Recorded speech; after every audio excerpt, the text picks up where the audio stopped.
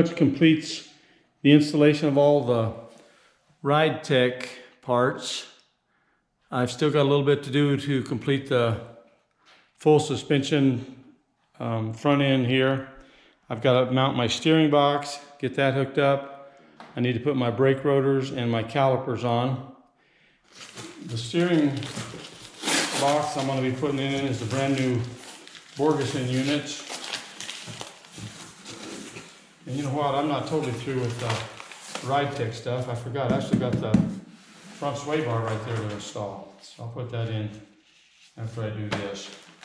But anyway, I've got a brand new steering box. This is a modern steering box. It does away with the power ram and the control valve that goes down under there that always leaks. Everything is self-contained in the steering box itself.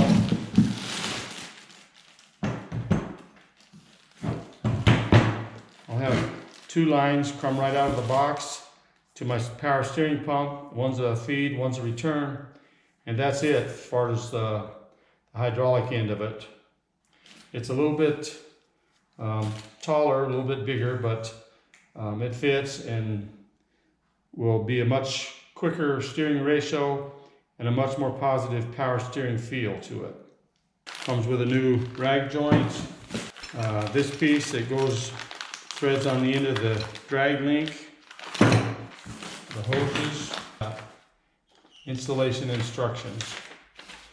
And I also have an optional brace. Comes with these bolts, which are a little bit longer.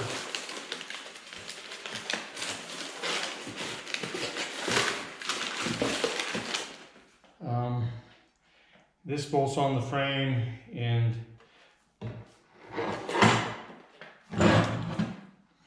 the frame gets sandwiched between these two parts.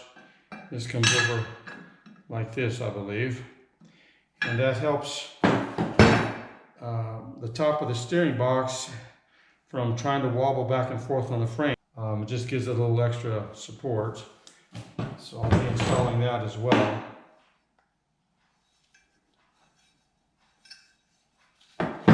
First, this brace gets kind of put into place.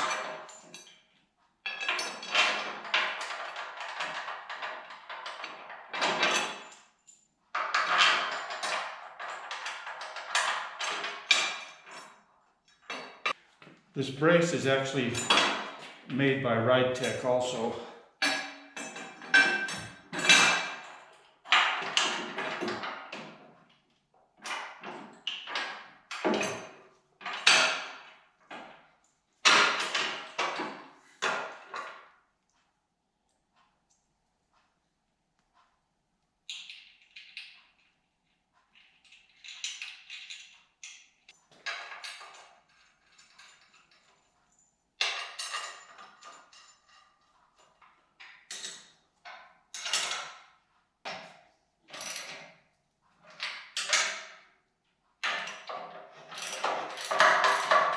Okay, now I need to get my pitman arm attached to here and the other end of it attached to the drag link down here. So I want to make sure this steering box is in the center of its travel, so I'm going to turn it all the way to one direction, and I'll make a mark right there, so I know this is up. I'm going to count the turns from lock to lock. So I'm all the way clockwise here. There's 1, 2, 3, and just a hair. So I need to come back about 1.5. There's 1, there's a half. So right about there is centered, and the pitman arm has little teeth in it, but then there's 3 wide teeth in them. You can see that right there. One over there, one back here. So it'll be pretty hard to get it clocked in the wrong position. because my drag link is right here. That piece that comes off of here, the pin's going to be right about here. So it needs to be kind of right about there. Sure enough, there's a wide flat, there's a wide opening for it. So right there is where it's got to go.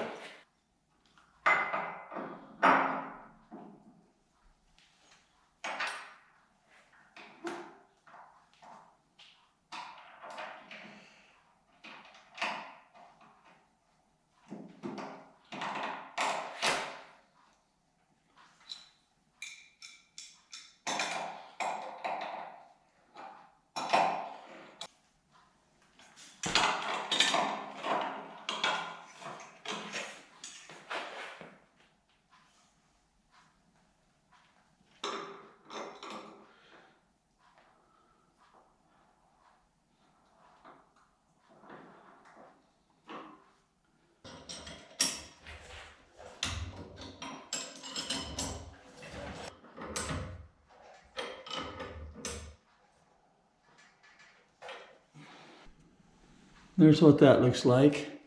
This little piece here that attaches to the drag link came with the steering box, because that's where, on the original power steering setup, that's where that little control valve screwed on there.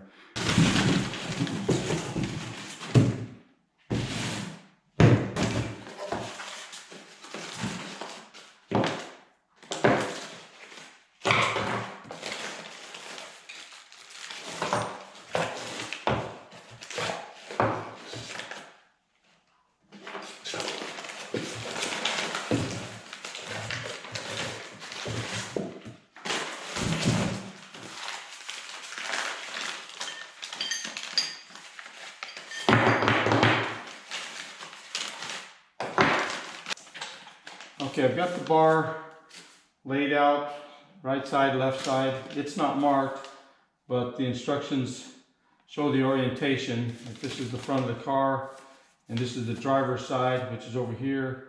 It needs to look like this. So I've got that right. And now it gets a little confusing. It says to drill out the front hole of the original sway bar mount to 3/8. And then I'm going to be drilling a new hole for the back. However, this hole is already will take a 3/8 bolt, so will the back one. And the mount that's supplied will mount right up with the existing holes. So I don't know why I would be drilling a new hole for any reason. So I'm going to kind of ignore that. One thing I did notice, the picture of the mount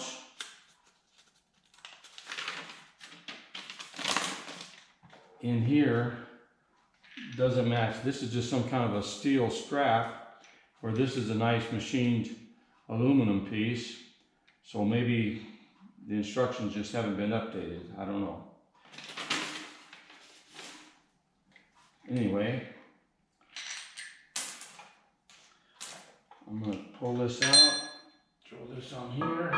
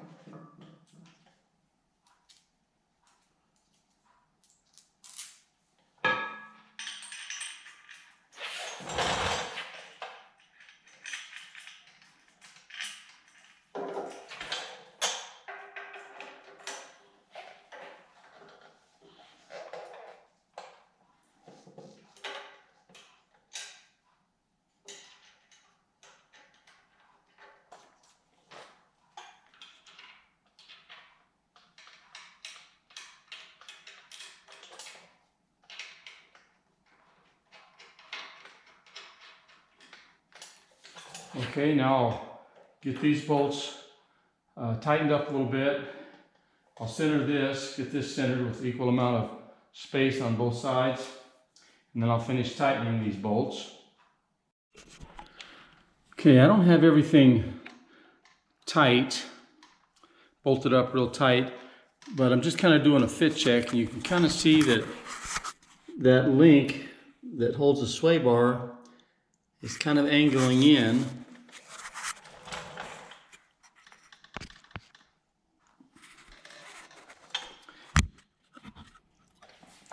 And if I take this back bolt out here,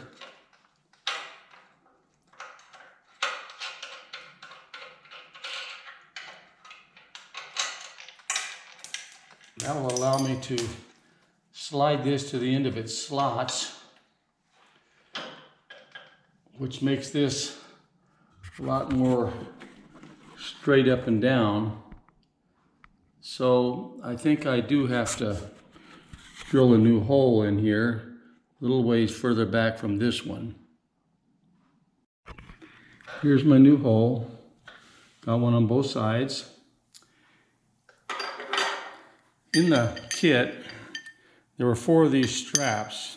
And if you have a C2 Corvette, well, they're supposed to go underneath here. But on the C2 Corvette, don't need them. This just goes right up here like this.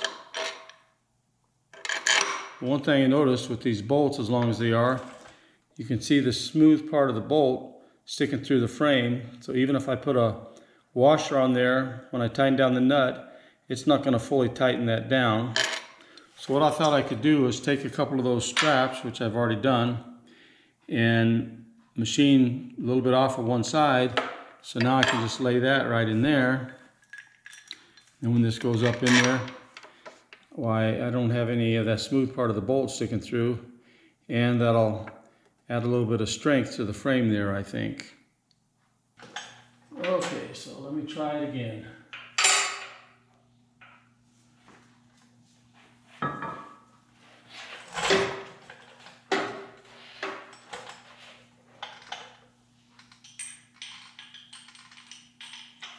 There's what it looks like, all bolted in and tightened up. But the alignment of this little link here is much better now.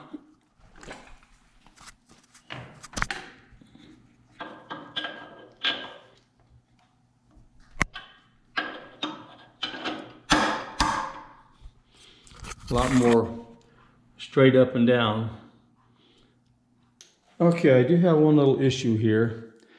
It comes with these little shaft collars that are supposed to go right in here, but you can see the thickness of this will not allow it to go in there because of the weld that's right in here. There's not enough flat area sticking out. I don't know if my frame rails are a little bit too wide or what. So what I'm doing, I'm going to try, and I've already done one. I've machined a little chamfer on the inside here, and then on the outside I machined just a little bit off. I don't have a lot before I get into this, but I machined some of that off. So I'm hoping now that this will go in, actually go in like that, and this chamfer will clear that weld. So that's what I'm going to try to do. And I thought about maybe just mounting them on the inside, but then they're just kind of bumping up against the side of the frame. I'm not sure that would be real good. Okay, that worked out real good. Now I've got the spacer on the outside like it belongs. On the other side here. Now I'm just going to rotate it through lock to lock. See if it all goes smoothly with no binds. Yeah, seems to be really nice. Time to get my brakes on here. I've got new rotors for it.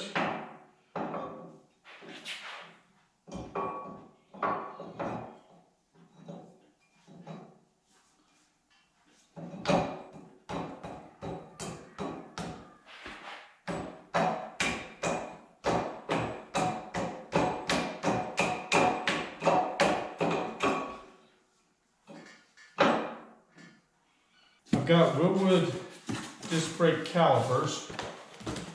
Here's the steel braided brake lines, new brake pads,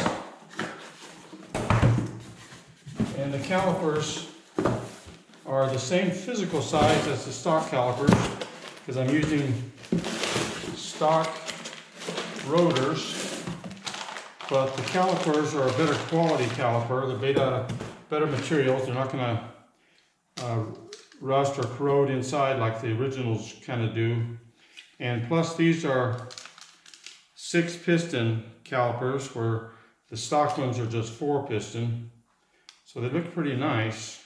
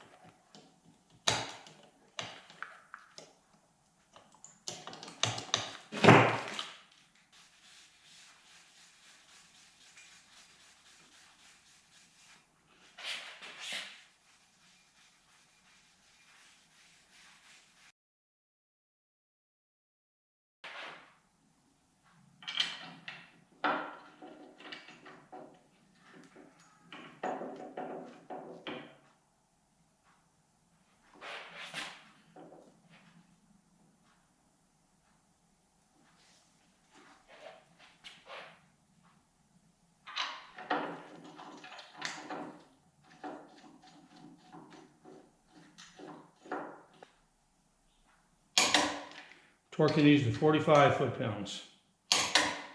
All right, looks really good.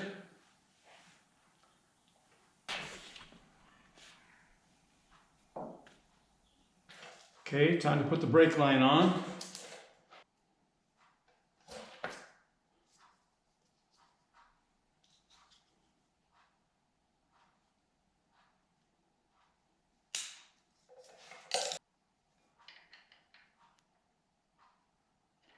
That was just some little Teflon tape I put on there. The instructions that I got from Wilwood says that it's necessary to do that, otherwise you might have a leak. I don't think that's going to leak. And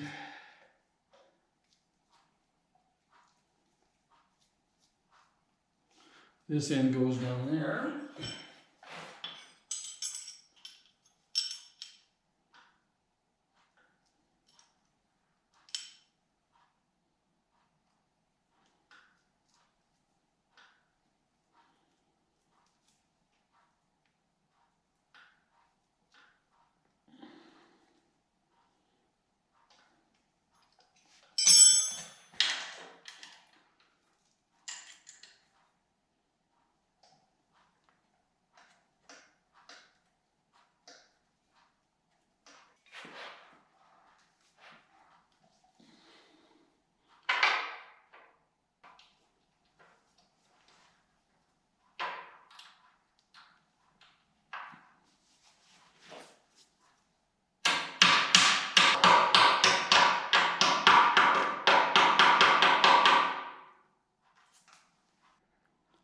Well, I think that does it for the front suspension. I did make one goof up. I somehow, when I was laying out the parts, got the rear springs in with my front suspension stuff. And so I had put them on and then realized, hey, these aren't the right springs. So I had to drop those A-arms off and replace the springs with the correct ones. But it's all good now. And I will say that RideTech, all the RideTech products are very high quality and precision made. Went together pretty good for the most part. The instructions were pretty good. I'm very happy with the Wilwood brake calipers and the Borgeson steering box. That went on real nice.